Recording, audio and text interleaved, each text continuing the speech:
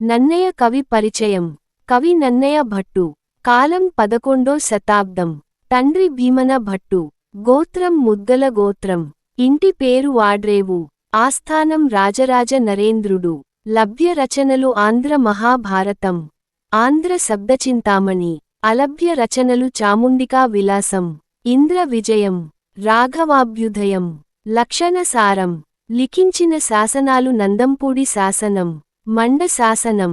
కవితా రీతులు ప్రసన్న కథా కవితార్థయుక్తి, అక్షర రమ్యత, నానారుచితార్థ సూక్తి నిధిత్వం. సహాధ్యాయి నారాయణ భట్టు. బిరుదులు ఆదికవి, వాగనుశాసనుడు, శబ్దశాసనుడు.